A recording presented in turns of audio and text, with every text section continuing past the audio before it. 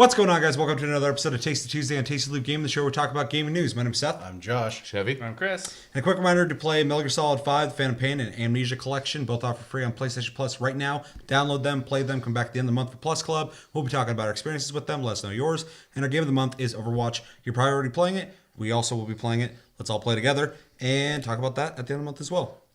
Also, the Halloween update, the Halloween event for Overwatch starts the 10th, if I'm not mistaken, which is the day this airs.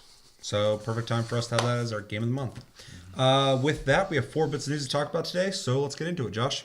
Our first bit of news is quite simple. The game Fortnite has passed 7 million players, and of course that's the base game plus their PUBG-style Battle Royale mode. And their Battle Royale mode is also free on all platforms, so you can go ahead and just jump in and play that whenever you want. But to buy the game, the lowest tier is $40. What do we think about? I mean, this is 7 million players. That's quite a bit. So, what do we think about the population of Fortnite and how it's doing? I'm actually really excited about it. I think it's cool because I bought it when it came out. I bought the version, whatever version, doesn't matter, and I've been enjoying it. And it seems like the community's been pretty good. But ever since the what's called Battle Royale mode has come out, it seems like the game's even picked up more steam, which is great. It's a really good game. I suggest people check it out. It's really cool to hear that. I mean, even if they had, they reached 1 million players on their launch day when Battle Royale came out. So I mean, like, obviously it's doing something good. So I think it's awesome. More people in the community, the better. Keep the game alive. They have a new event that just came out today, so they're or not today, recently that they're showing that they're supporting the game with. So I'm happy with it. I think it's cool. It's a good idea. It's free, so you get kind of a taste of what the game could be, and then it kind of gives you a segue into buying into the main game. It is going free to play next year, but I think that's actually a pretty genius move to make part of it free to play. But especially something that's so attractive as something that's popular like PUBG, having something like that. They play it. They like the style. They like the breaking things down and building things aspect. They might want to play the cooperative aspect of it. Yeah, so that's a good point. Yeah, and the game is solid. It plays well, and it's artistically neat. So there's a lot of draw there. So I'm really glad they're actually kind of giving people almost a demo to what the game could be, the real game. You're saying the Battle Royale mode is free to play? Yes. Also, there's jumping the gun on that. I'm pretty sure when the game comes out that it's actually getting split into 2 separate games that are both going to be free to play. So I might be wrong on that, but I'm pretty sure that's what I read. I'd be interested in seeing why they would do that, or if they are going to do that, just because they're already both there right now. So it'd be kind of more work to split it up. Yeah, I'm not sure. I think they just wanted to treat them as separate things. But regardless of that aspect, I mean, obviously... H1Z1 did the exact same thing, though. They split it up. So, it wouldn't be too crazy. Yeah. You guys pretty much said it. It's awesome. Though I do think a credit of that, as much as I would love to give the game credit because I love the game, a large part of that is because PUBG made a fuss, and now they have gotten the advertising they needed. So yeah, definitely. IGN was bitching them out about that. This is my game. Well, that's the thing, though, man. Is like you just fucked yourself because they're like, this is mine. We made this. First off, you didn't, and then second off, you just gave Fortnite. It's free to play, so that's a step in the right direction from your game, regardless. Already. Plus, it's on all consoles, so. Well, it's on a console that PUBG's not, too. So on PS4, they have the one option, so they're going to play that. So people didn't know about it. Now they do through PUBG, so it was just a bad move. Yeah, so... Thoughts? That's cool. More people who know about a pretty good game. I'm sure they're coming to it more for the PUBG-style gameplay, though, which is... I don't know. I think they should keep it separate because then you can tweak weapons to be more suited towards combat, towards the players, than just generalized combat versus the... NPCs in the game. Yeah. Separating the balance, yeah. Mm-hmm. They do a good job on that already. Like in Battle Royale, like the guns do way more damage. Like you shoot somebody with a sniper rifle, they die in one shot. If you shoot them with a machine gun, it takes a couple rounds. So it feels different. They already did a really good job on it. And I mean, Epic is no, they're not new to making, competitive shooters like that. So, and if they do separate them or if they don't, either way doesn't bother me. Yeah. They could kind of build communities on both sides. I would like to see them keep it together though, because I think both of them, Fortnite's already kind of a hodgepodge of a lot of different genres anyway. So having a mode of a popular genre right now, I mean, just adds to the whole suite of content that you get with the game. So, yeah. Any last words? All right, second bit of news. PlayStation has, or Sony has announced a new PSVR model that's going to be coming out. Nothing too huge. It looks a little different, but it will have integrated stereo headphones now. Before there was a little plug-in that you could plug them into. Now they're there on the headset, and it will have a HDR pass-through, which means that I guess now if you have HDR and you're trying to use your PS4 Pro and you have your PSVR hooked up to it, you can't use it. You have to unhook the PSVR. Now it's going to allow you to do that. That's pretty much all it's changing. There's a slightly different model number, which is CUHZVR2. Hopefully they are a little more creative with the box art, even though I know when the new controllers came out, it was differentiated by one number on the code as well, which I think is really dumb. They've done that since PS2. Yeah, it's really kind of archaic because the other one is literally the exact same model number except for with a 1. So if you are looking for the new PSVR, you need to look for that 2 on the box. Otherwise, you might get the old one if you are interested in that. What do we think about them essentially updating the hardware of PSVR, not to the point of changing it, but just kind of, fixing some problems? Was one of the, and I don't know if they mentioned the story there or not, but didn't they also simplify the cables a little bit? Yeah, I believe so. So, and then a different processor, I think, in the unit as well. Yeah, I heard that too, but they said it doesn't really do a whole lot different. It just makes the VR, I guess, more reactive, but Gotcha. it's mostly for that HDR pass-through. Makes sense. I honestly don't really have an opinion. I just want to know what your guys' opinions are because you guys bought it day one, right?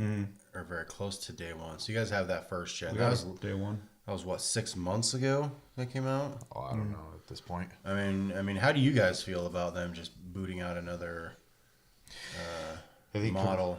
I think it comes with the territory of being an early adopter. Yeah, That's fair. I bought a Vive early on, and they're already upgrading that soon. They say that you're going to be able to add things to it to kind of make it modular if you have the older model, which I really hope they stick to that. But it's something I have to accept. I think that's a bigger deal than this. This is literally just a new model that's more convenient. I think it's cool. I'm not going to run out and buy it. There's nothing really brand new with it that makes me want to get a new headset. The other one works just fine. And PSVR is not as good as the Vive, so I'm not really expecting it to get that much crazier for the price point. So I don't really have an opinion on either, aside from, it makes sense to me. It's just interesting they're already doing it. Yeah. Well, I mean, they obviously had to do something when it comes to the HDR part because it's inconvenient, especially if you just bought a brand new PS4 Pro. Yeah. I mean, so at the point where, I do decide to get a PS4 Pro and to hook up my 4K TV, my current version of VR is likely just going to stay hooked up to my old PS4 at that point, just because there's no reason for me to hook it up if I can't use the HDR, and I'm not buying a new headset. So yeah, unless there's like some new features on it, or it's upgraded to the point where it's just more responsive and better. Yeah, I can't see myself doing the same either. I'll upgrade my Vive way before. It's just another step towards the Ghost in the Shell syndrome. Everything's becoming so integrated. I'm surprised they didn't have headphones included into the original model. It makes sense to me to have VR headsets We had that the have earbuds or whatever. Yeah, but I mean, like an actual nice set of headphones built into the headset makes more sense to me than having to, put your own over it or attaching pieces to it and things like that. I get there's some people out there who want to use like their custom, headphones and whatnot, but I just think it makes sense business-wise to include everything all in one package. I'm curious if you'll be able to use higher end headphones still now, unless you had like I hope wireless so. ones.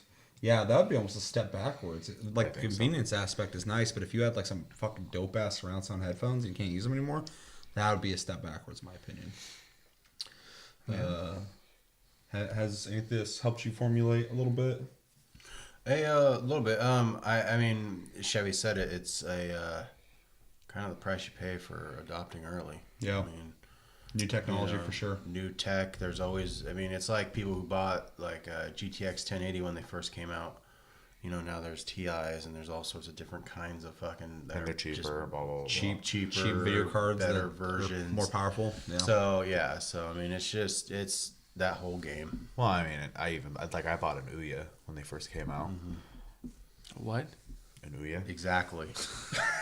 It's a console that's like this big. That's Android based. That would have had It's in one of the boxes over there somewhere.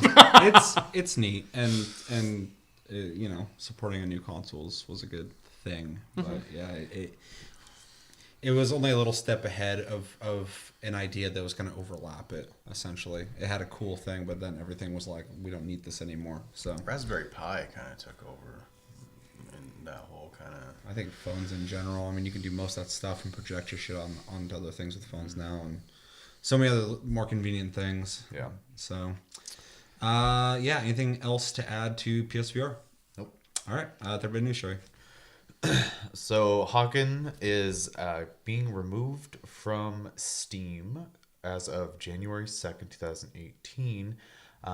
No word on the console versions yet, but the company Reloaded essentially is shutting it down to refocus its development efforts. And I believe the DLC is already shut off. The other note here is that they're not the original creators of the game. They actually acquired the game from Adhesive in 2015.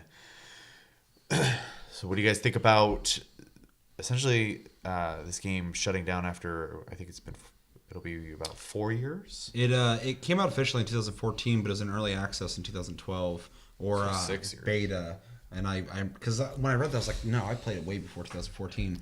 But what is it? Reloaded Games? Yeah. First and foremost, I just want to say Reloaded Games is real good about buying games that failed and not doing much with them, because they bought APB within a year of it coming out. Oh, God. And APB was an awesome game, but it had a bad model. They were really confused, and at that time, a lot of people didn't know what to do with online games that weren't MMOs. So they charged a subscription fee. Me and you actually played it when it came out, and then it failed. These guys picked it up, resurrected it, but it didn't have the same soul anymore. It was like this weird, empty game. And then apparently they did this, the same thing with Hawken. I played Hawken not that long ago. On PS4, it was garbage. And when I played on PC, there's a lot of cool stuff they added, but again, the game just, it didn't really go in a new direction. So I don't really like these guys too much. This is really shitty for me to hear, though, because I remember when Hawken was coming out, I was so fucking excited for it. A free-to-play mech game was really cool. I played it. I really liked it. I was actually pretty good at it. And I stopped playing it. So I didn't know these guys bought it. But this is a bummer. It's really shitty to hear that game, didn't succeed, didn't work. I get them having to redistribute development and stuff like that. Makes sense. They got to make new things to make money. But yeah, what? APB sucks and fucking Hawkins sucks. What are they redistributing to, dog? Something else they own? I don't know. Other garbage? Yeah. I didn't realize that they acquired them that far back. I mean, that was only a year after Hawken released.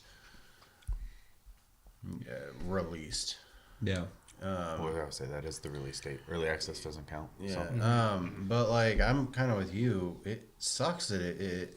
I was really excited for it because Hawken was coming out in kind of a limbo of mech combat games. When Hawken was announced, I think the last mech combat game I played was fucking Mech Warrior 3 or 2. What was the good one? They're all pretty good. One that you and I played. 4. Was Mech Warrior 4. And then, so, I mean, that gives you kind of a timeline of how long ago that fucking was. Well, the thing that was really cool about Hawken, too, is Hawken was one of the original free-to-play games coming out that had modern graphics. Before that, you had games like combat arms, Soldier Front, stuff like that looked aged but was still fun to play. But like Hawken was coming out, Warframe was coming out. All these really good looking games were kind of showing that free to play could be ambitious and AAA. So yeah. Yeah. So this is a bummer.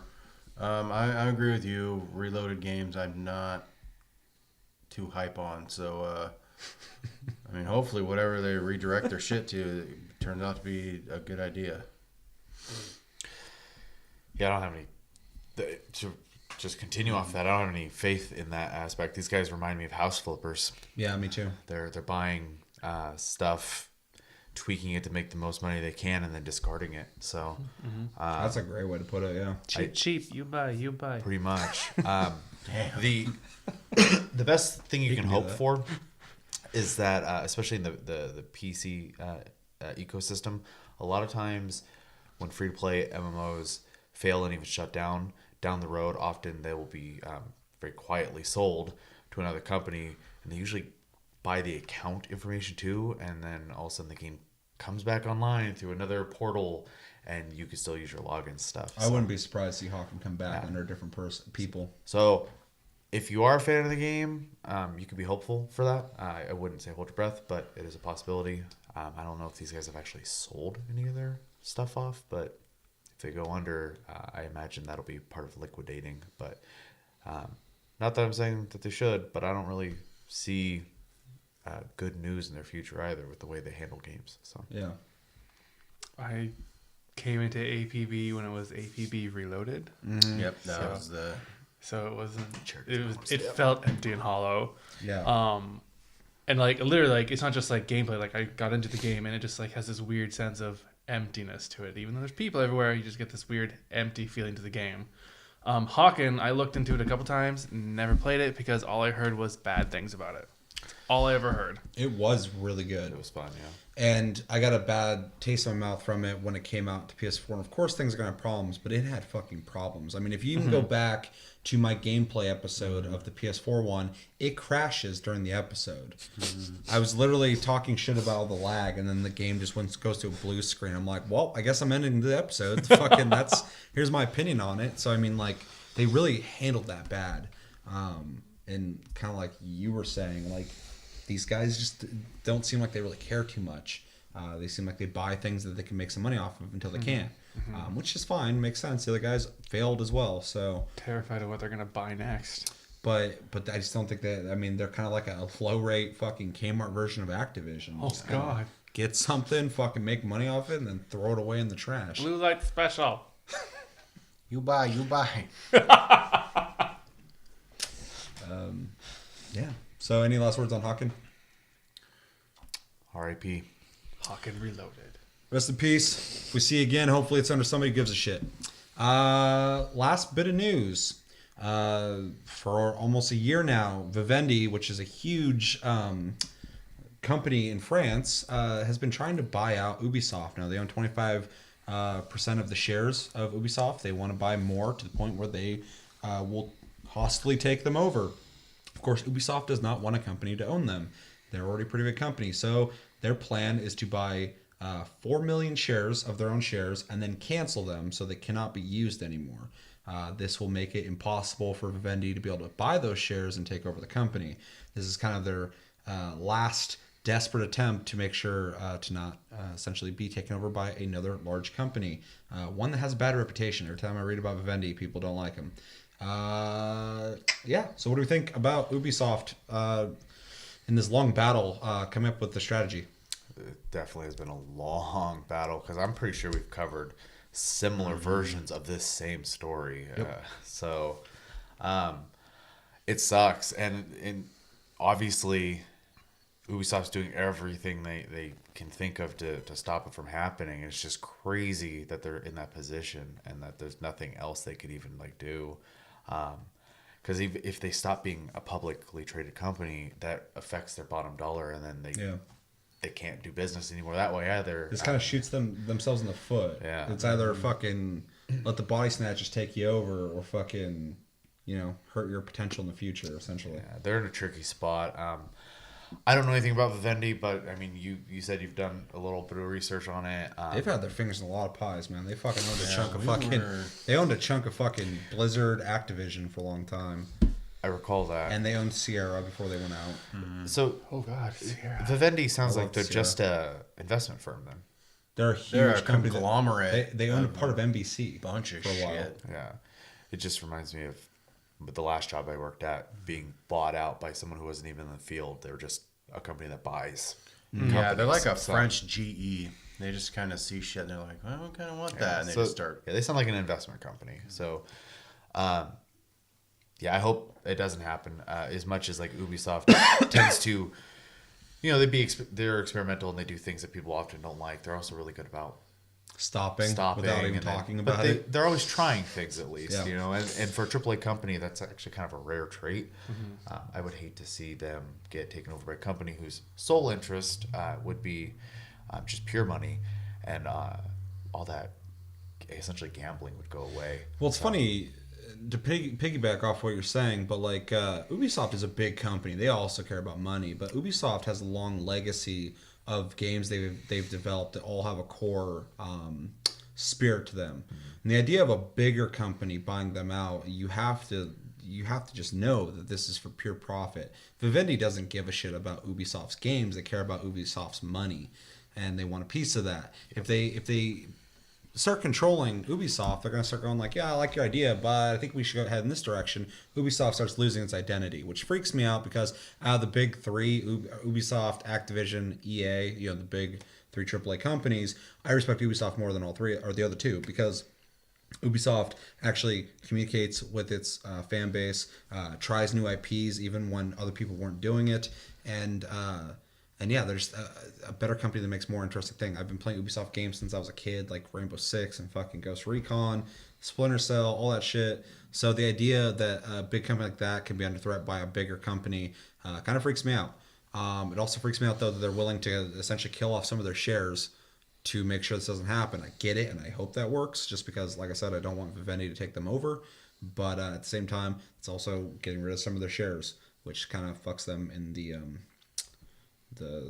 stock market. So yeah, hopefully it works out. I get it, and I hope Vivendi doesn't get them. I just had a horrible visualization in my head about this from a movie with Oprah and the slave times and slave traders coming to take her children away, so she kills them instead. That's extreme, but yeah, It's very extreme. Man. Ubisoft be killing their fucking 10% of their babies. Wild it's, ride. It's just big money trying to get their fingers in everything that they can again, and yeah, it's unfortunate that it has to go this route. I can't see any way of this or going this any other way other than either Ubisoft buying their own stocks and closing them out, or being bought out by a big company, unless like some weird miracle where everybody out there buys shares and you're like, no, fuck you, these are my shares. But that's not going to happen. I think there's a better chance of them recovering if they fucking shoot themselves in the foot than if they're controlled. It's just weird to be talking about a huge company like Ubisoft. We're not talking about like an indie developer. We're talking about fucking Ubisoft. It's one of the big three fucking AAA companies. So it's like to talk about them defending themselves from a company. It's like this is like in the movies where like the villain's been around for like 3 movies and you find out the emperor is the thing. And you're like, oh shit, there's someone even bigger. Yeah. Like it's just like It's like having the bubonic plague in your leg. You're like, oh well, fuck, I gotta cut that off. I mean, I'll live longer, but it'll suck for a while. It's like if MSNBC or fucking Comcast trying to buy out Activision or fucking Activision Blizzard. It's like Jesus. Yeah. I was just gonna say, dude, Don't is ever this, say that again. Is this like Activision Blizzard? Would it be like, being taken over like that? Because Blizzard was kind of its own thing. And Blizzard is Activision owned bought by it. Activision, but they actually have more of a partnership. Activision just has an expectation of what Blizzard has to do. Yeah. But Blizzard still has the freedom. Vivendi would own straight up Okay, so Ubisoft. it's not the same. And Vivendi doesn't have a track record of working with people. They just own them and they fucking use them until they're done. Yeah. I would say, like you said, they do technically own, but they do treat it more like a partnership, which is fortunate for Blizzard. Activision Blizzard. And I think that relationship exists because Blizzard has such a strong fan base. It's the only reason that relationship is that way. Well, Blizzard's legendary, so I mean, like, it'd be really fucked up to be like, okay, this is Activision. Activision makes World of Warcraft now. It's like, you got to keep Blizzard like visible. So Unless at some point, Blizzard starts to go down, and then Activision will probably step in and be like, They'll okay, start now we're going to start calling shots. yeah. Yeah, well, hopefully Ubisoft can. I want them to make this work. I hope this works. I don't want them to be owned by Vivendi, and I really hope they can come back from it, because Ubisoft right now is the only company. How long have they been supporting Siege? We're in year 2 now. Mm-hmm. The Division, we're in year 2 now. Yeah. And they're still supporting it. They're still really excited about their game. No AAA titles doing that. I mean, unless you starting talk to. about like Wildlands Overwatch just got a fucking PvP and mode. stuff like that. I mean, like shit like that. But that's a persistent online multiplayer game. You would expect that. Like, wow, not like Rainbow Six Siege, or or Wildlands, or any other Ubisoft game. I'm really happy that they've decided to go for the long run instead of just short little bursts of stuff like that. So yeah, it would really suck to watch, Vivendi be like, that doesn't make money, so fuck you, and tank shit like that. For Honor was a failure. Time to fucking scrap it and just keep making fucking, I don't know what game, fucking, what's a super popular Ubisoft game? Ghost Recon.